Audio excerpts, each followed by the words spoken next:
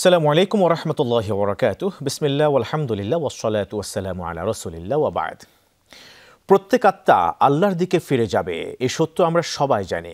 কিন্তু সেই ফেরার যাত্রাপথে আমাদের শরীরটাই হলো বাহন। আর সেই বাহনকে সুস্থ রাখা আল্লাহর প্রতি কৃতজ্ঞতারই এক প্রকাশ। কোরআনে পাকে আল্লাহ তাআলা ইরশাদ করেছেন, নিজেদেরকে ধ্বংসের মুখে নিক্ষেপ করো না। রাসূলুল্লাহ সাল্লাল্লাহু আলাইহি ওয়াসাল্লাম আমাদের শিখিয়েছেন, পরিচ্ছন্নতা, পরিমিতি, সংযম ও ভারসাম্যের মধ্যে রয়েছে প্রকৃত সুস্থতার রহস্য। আজকের আলোচনায় আমরা দেখব, ইসলামী লাইফস্টাইল কেবল নিয়মের সমষ্টি নয়, এটি এক শান্ত, পরিশুদ্ধ ও সার্বিক জীবন ব্যবস্থার পথ, যে পথে দেহ সুস্থ থাকে, মন প্রশান্ত হয় আর আত্মা আল্লাহর নূরে আলোকিত হয়। চলুন আমরা আজ সেই পথের দিশা খুঁজি, যেখানে স্বাস্থ্য, আধ্যাত্মিকতা এবং ঈমান একই আলোর রেখায় মিলিত হয়েছে। আজকের বিষয় ইসলামী লাইফস্টাইল ও স্বাস্থ্য সচেতনতা। সুপ্রিয় দর্শক শ্রোতা, কাছে এবং দূরে যে যেখানে আছেন, সবাইকে স্বাগত জানাচ্ছি যমুনা টেলিভিশনের নিয়মিত আয়োজন in the name of Allah with BRB cables অনুষ্ঠানে। আপনাদের সাথে আছি আমি মুহাম্মদ হিদায়াতুল্লাহ।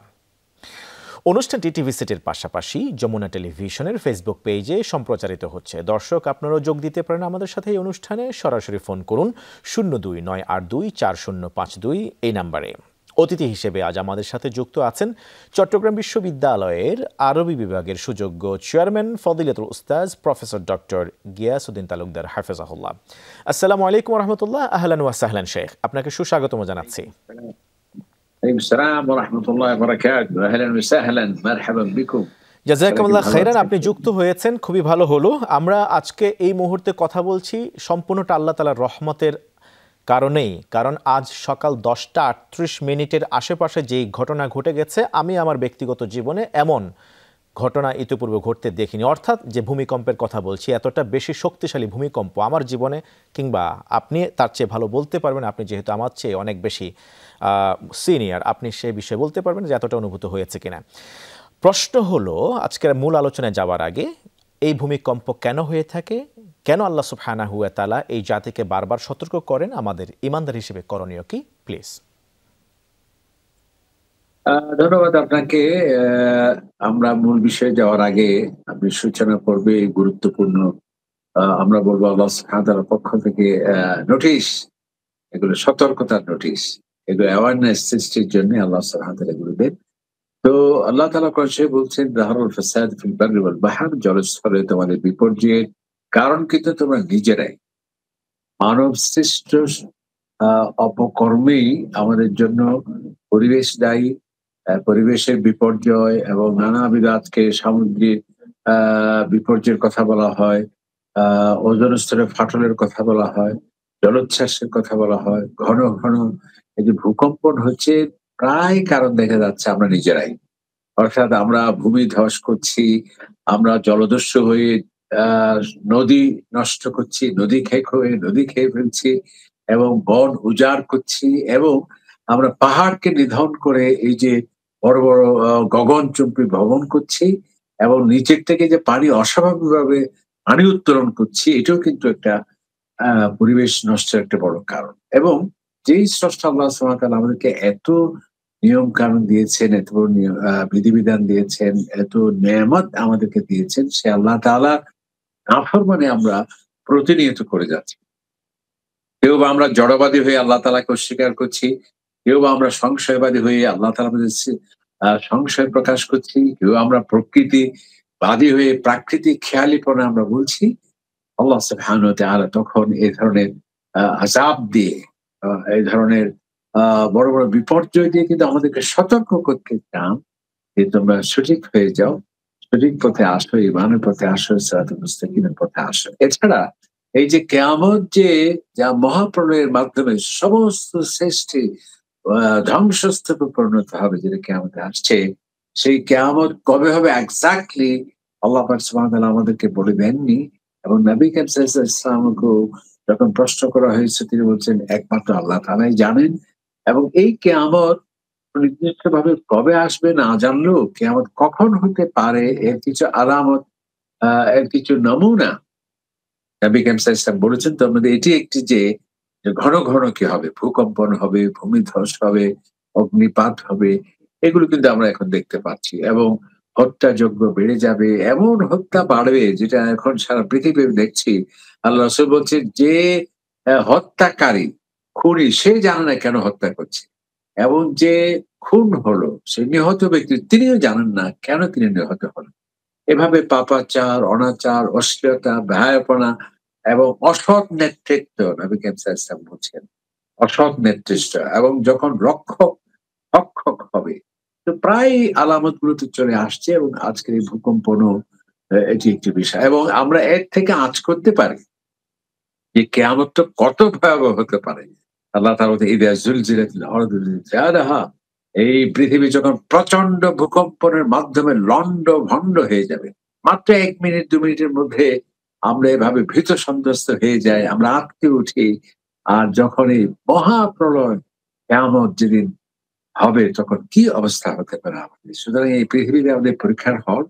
এখানে আল্লাহ সুবহানাহু ওয়া তাআলা আমাদেরকে বিভিন্ন অ্যাওয়ারনেস সচেতনতা আমাদেরকে দেন এবং বিভিন্ন ছোট, ছোট অ অ আযাব বা বিপর্যয় দিয়ে আমাদেরকে যাতে সতর্ক হই এবং ভবিষ্যতে যাতে সুন্দর পথে চলি। আল্লাহ পাক সুবহানাহু ওয়া তাআলা এই ধরনের মাঝে মধ্যে আমাদের ভূকম্পন সহ জলোচ্ছ্বাস এবং বন্যা, প্রাকৃতিক বিপর্যয় এগুলোর মধ্যে এক ধরনের সতর্কতা এবং সংশোধন হওয়ার একটা বড় ধরনের বার্তা এবং মেসেজ রয়েছে। আল্লাহ তাআলা আমাদের হেফাজত করুন। আমিন। অনেক সুন্দর করে অল্প কথায় আপনি বললেন আমাদের করণীয় বিষয়ে। আল্লাহ তাআলার দরবারে আমাদেরকে কায়মুল বাক্যে সারেন্ডার করা আল্লাহ তাআলা সেই সুবুদ্ধি দান করুন।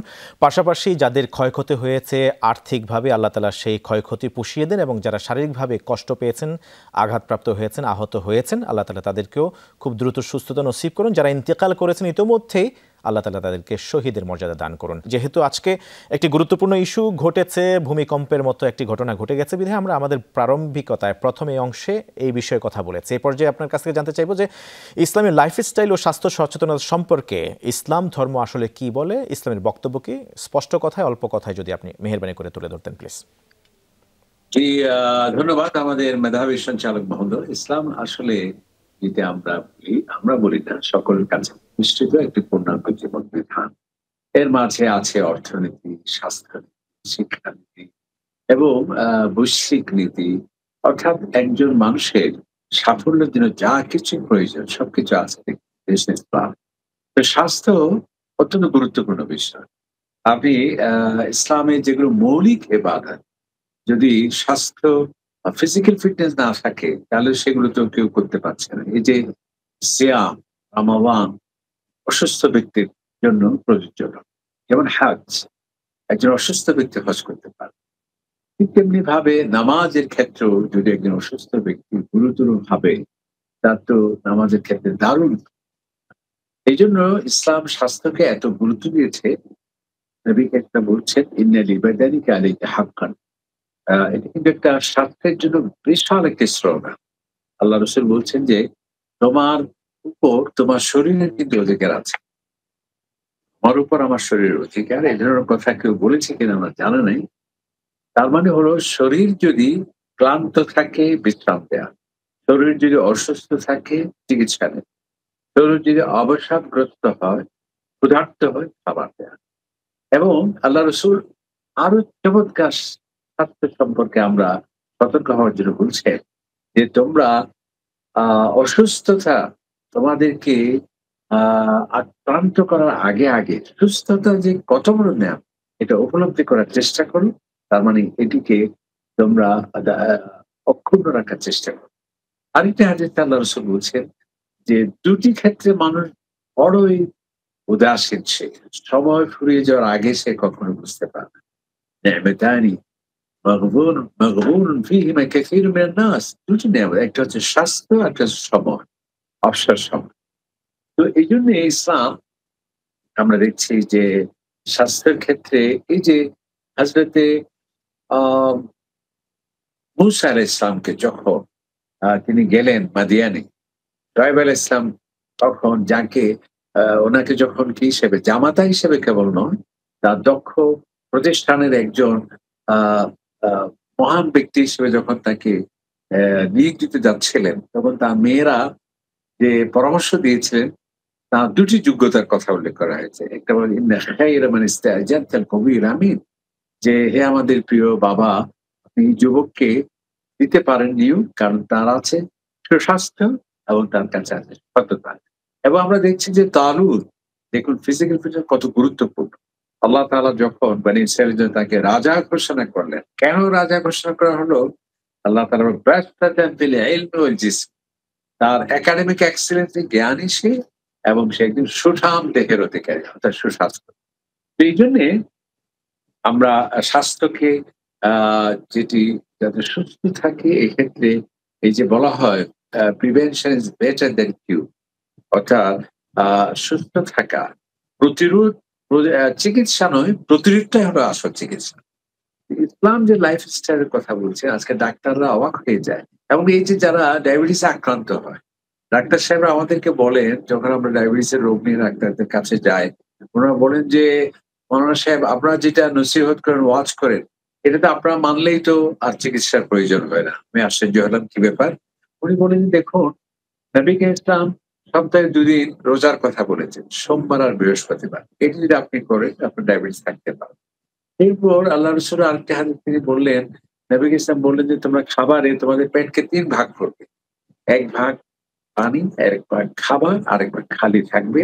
তাহলে তো আপনার ডায়াবেটিস হতেই পারে না।" এরপর তিনি আরেকটা হাদিসের কথা বললেন, নবী ইসলাম সুন্নাহ, আল্লাহ রাসূল তিনি এশার নামাজের আগে, তাকদিমের আশা ক্বাবলা আল ইশা যেটা আছে, যে এশার আগে অর্থাৎ মাগরিবের পর তোমরা রাতের খাবার খেয়ে নেবে। উনি বললেন, এই যে মাগরিবের পর আজকে সমস্ত আ পশ্চিমা দেশগুলো, আর আপনি যখন জাপানে যাবেন, সেখানে মাগরিবের সবকিছু বন্ধ হয়ে যায়। তো এটি হলে তাহলে প্রায় ১২ থেকে ১৩ ঘন্টা পর্যন্ত আপনার আ সেখানে খাবার থেকে আমাদের পাকস্থলী কিংবা স্টোমাক বিরত থাকে, তাহলে সেটি কি হয়ে যায়? এটা বিশাল স্বাস্থ্যের উপর আ বড় একটা সুস্থ রাখার বড় উপায়। আজকে এরপর দাউদ আলাইহিস ইসলামের যে রোজার কথা নবী ইসলাম বলছেন যে, তোমরা ইচ্ছে করলে দাউদ আলাইহিস ইসলামের পদ্ধতি রোজা রাখতে পারো। সেটা কি? সেটা হলো তিনি একদিন রোজা রাখতেন, একদিন রোজা রাখতেন না। অর্থাৎ তিনি মাসে প্রায় ১৫ দিনের রোজা রাখতেন। এভাবে আজকে সারা পৃথিবীতে ডাক্তাররা স্লোগান দিচ্ছে, অটোফেজিক কথা বলা হচ্ছে যে, আপনি অটোফেজি অ্যা করুন, তাহলে আপনি সুস্থ থাকবেন। এগুলো কার? সব ইসলামের। এভাবে আরেকটি জিনিস নবী ইসলামের একটা হাদিস, তাও ডাক্তার সাহেবরা অবাক হয়ে বলেন যে, আল্লাহ রাসূল বলেছেন যে, তোমরা ক্ষুধা না লাগলে খাবে না। আবার খেলে গলা পর্যন্ত খাবে না। অর্থাৎ আ আ অথচ আমরা খেয়েই যাচ্ছি, ক্ষুধা থাকুক আর নাই থাকুক। এটি কিন্তু আ বড় একটা বিষয়। এর মধ্যে দেখুন ইসলাম স্বাস্থ্যের ক্ষেত্রে যা ক্ষতিকর সবটা নিষেধ করেছে। যেমন দেখুন, এই যে মাদককে হারাম করা হয়েছে। কারণ কি? এটা স্বাস্থ্যের জন্য ক্ষতিকর। এবং আপনি দেখুন যে মৃত প্রাণী, যে সমস্ত প্রাণী যেগুলো হুররিমাত আলাইকুম মাইতা ওয়াদ দাম, মৃত প্রাণী খাওয়া যাবে না। কেন খাওয়া যাবে না? এটা স্বাস্থ্যের জন্য ক্ষতিকর। রক্ত পান করা যাবে না। এরপর হচ্ছে আঘাতে মৃত্যু আ হয়েছে এমন কোন প্রাণী, সেটি খাওয়া যাবে না। এমনকি জি, আমাদের যে ইবাদতের প্র্যাকটিস গুলো আছে, জি। সেগুলোও কিন্তু আমাদের স্বাস্থ্যের জন্য বড় উপকারী। এই যে উযু আ করতে হয় ৫ জি। ওয়াক্ত। পর্যায়ে আপনার কাছ থেকে জানতে চাইবো, আপনি আপনার আলোচনার ধারাবাহিকতায় বলেছিলেন যে খাদ্য স্বাস্থ্য সচেতনতার ক্ষেত্রে অনেক বড় ফ্যাক্ট। সেই ক্ষেত্রে বিশ্বনবী সাল্লাল্লাহু খাদ্য আ আ সচেতনতা কেমন ছিল, মানে খাদ্যাভ্যাসটা কেমন ছিল, সংক্ষেপে যদি আপনি তুলে ধরতেন প্লিজ। আ ধন্যবাদ আপনাকে। যেটা আমরা বলতে চাচ্ছিলাম যে, ইসলাম আসলে সুস্বাস্থ্যের ক্ষেত্রে আ যে বিধিবিধান বা স্বাস্থ্যবিধি বা স্বাস্থ্যবিধি, আ আধুনিক স্বাস্থ্যবিজ্ঞানীরা তারা অপলক নেত্রে তাকিয়ে থেকে এই কথা তারা সাক্ষী দেয় যে, অবশ্যই এটি ইসলাম আ কোন মানব রচিত ধর্ম নয়। এটি হচ্ছে আল্লাহ তাআলার বিধিবিধান। আ যেটি আপনি খাদ্যের কথা একটু পরে বলছি। যেমন এই যে অজু করার যে সিস্টেম ইসলামে। আজকে বিশ্ব হাত ধোয়া দিবস পালন করা। আমাদের দৈনিক ৫ বার যে অজু, এটা কত বড় একটা ইফেক্টিভ একটি আ সিস্টেম আমাদেরকে স্বাস্থ্য আ সুস্থ রাখার ক্ষেত্রে। এরপর আমাদেরকে মিসওয়াকের কথা বলা হয়েছে। নবী কারীম বলছেন যে, এই যে মানুষের প্রতি মিলিলিটার লালাতে ৫০০ থেকে ৫,০০০ মিলিয়ন পর্যন্ত সেখানে ব্যাকটেরিয়া থাকে। এইজন্য আল্লাহ রাসূল বলছে, তোমাদের উপর যদি বেশি কষ্ট না হতো, আমি একটা জিনিস ফরজ করে দিতাম, ওয়াজিব করে দিতাম, সেটা হচ্ছে মিসওয়াক। আজকে ডাক্তাররা সেটা কত গুরুত্ব দিয়েছে ৫ বছরে মানে উচ্চ শিক্ষা হচ্ছে কেবল ৩২ দাঁতের উপর, যেটা আল্লাহ রসুল বলছেন তোমাদের যদি কষ্ট না হতো আমি একটা ফরজ করে দিতাম, সেটা হচ্ছে আজকে যে ব্রাশ, এই কনসেপ্ট কিন্তু ইসলাম থেকে সেটা দেয়া। এরপর যে গোসল করতে হয়, নবী করিম ইসলাম গোসলের প্রতি উদ্বুদ্ধ করতে গিয়ে বলছেন, তোমাদের কারো পাশে একটা নদী থাকে, তুমি যদি ৫ বার যদি গোসল করে, তাহলে তার শরীরে কোনো ময়লা থাকতে পারে? তাহলে দেখুন, এই যে জুমার দিন গোসল অনেকে ওয়াজিবও সেটা বলা হয়েছে। এরপর খাদ্যের কথা বললেন, যেটা নবী করিম সাল্লাল্লাহু আলাইহি ওয়াসাল্লাম, ওই যে ডাক্তার মদিনা শরীফে এক ডাক্তার আসছিলেন, কোন রোগী পাচ্ছিলেন না। তখন তিনি এর কারণ কি অনুসন্ধানে বের হলেন। বললেন যে, "আপনাদের খাদ্যাভ্যাস কি?" ওনারা এক বাক্যে বললেন যে, "আমাদের নবী করিম সাল্লাল্লাহু আলাইহি ওয়াসাল্লাম বলছেন যে, তোমরা ক্ষুধা না লাগলে খাবে না। আবার খেলে পেট ভরে খাবে না। অর্থাৎ ১/৩ পানি থাকবে, ১/৩ খাবার থাকবে, আর ১/৩ শ্বাস-প্রশ্বাসের জন্য খালি থাকবে।" তখন ডাক্তার সাহেব বললেন যে, "চমৎকার! যদি এই স্বাস্থ্য নীতি হয় আপনাদের, তাহলে এখানে কখনো কোনদিন কঠিন রোগে আক্রান্ত হওয়ার কোনো সুযোগ নেই।" অনেক অনেক এরপর ধন্যবাদ জানাচ্ছি আ শেখ। চমৎকার করে আপনি ইসলামিক লাইফস্টাইল এবং স্বাস্থ্য সচেতনতা নিয়ে কোরআন সুন্নাহর আলোকে বলেছেন। জাযাকুমুল্লাহ খাইরান। আল্লাহ তাআলা আমাদেরকে সে অনুযায়ী আমল করার তৌফিক দান করুন। সুস্থতা শুধু হাসপাতাল বা ওষুধের মধ্যেই সীমাবদ্ধ নয়। এটা শুরু হয় আমাদের মূল্যবোধ, অভ্যাস, ইবাদত ও জীবনের নিয়ম শৃঙ্খলা থেকে। ইসলাম আমাদের শিখিয়েছে শক্তিশালী ও সুস্থ মুমিন আল্লাহর কাছে অধিক প্রিয়। সুস্থ দেহ, পরিশুদ্ধ মন এবং আল্লাহ ভীরু আত্মা, এই তিনটি একজন মুসলমানের পূর্ণাঙ্গ জীবন। আজকের আলোচনার মর্মবাণী হলো সচেতন হই, সুন্নাহসম্মত জীবন গড়ি এবং আল্লাহর দেয়া আমানত এই শরীরকে যথাযথভাবে রক্ষা করি। আল্লাহ তাআলা আমাদের সকলকে সুস্থ, নিরাপদ এবং নেক আমলের পথে অবিচল রাখুন। দর্শক শ্রোতা, in the name of Allah with BRB কেবলসের পরবর্তী পর্ব দেখার উদ্যত আহ্বান জানিয়ে আমি হেদায়েতুল্লাহ এখানে শেষ করছি। আসসালামু আলাইকুম ওয়া রাহমাতুল্লাহি ওয়া বারাকাতুহু।